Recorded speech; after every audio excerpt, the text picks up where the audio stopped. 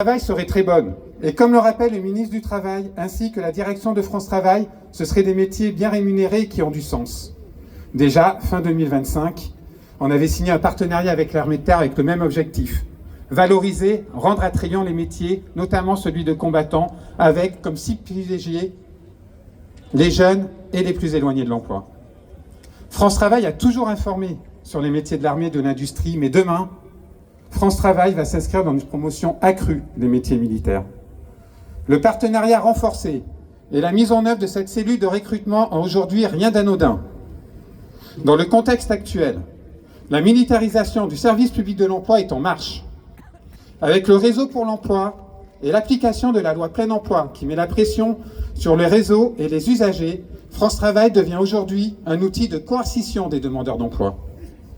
La régression par décret du système d'indemnisation chômage qui précarise le marché de l'emploi, le changement de politique sur l'orientation professionnelle avec la priorité donnée aux métiers en tension et les formations afférentes, l'augmentation du contrôle de la recherche d'emploi et donc des sanctions, l'obligation de répondre aux offres, d'aller sur des événements, des prestations décidées par France Travail sous peine de sanctions. Oui, nous avions déjà alerté sur les conséquences de cette loi plein emploi sur le marché de l'emploi, notamment sur la précarisation du marché du travail. Aujourd'hui, les statistiques nous donnent raison. Le chômage a baissé, mais la pauvreté a augmenté. Travailler ne permet plus de vivre dignement. Et dans ce cadre, la loi plein emploi, dont nous demandons l'abrogation, a clairement l'objectif de forcer les privés d'emploi et les jeunes à aller vers des emplois non choisis, soi-disant en tension. Et les camarades, le risque est grand que cela s'applique aujourd'hui au métier de la guerre.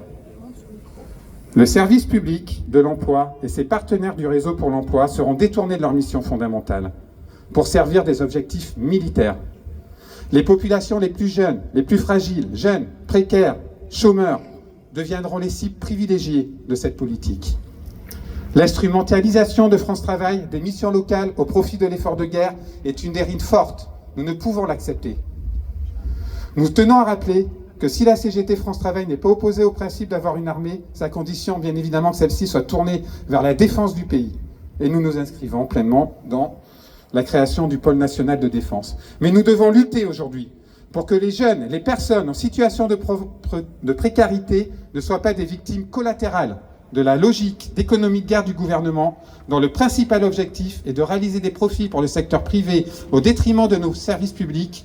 L'orientation vers les métiers militaires ne doit pas être une orientation subie. Aller vers ces métiers doit correspondre à un choix personnel, ne mettant pas un fusil dans le dos des privés d'emploi pour qu'ils aillent à la guerre. Merci.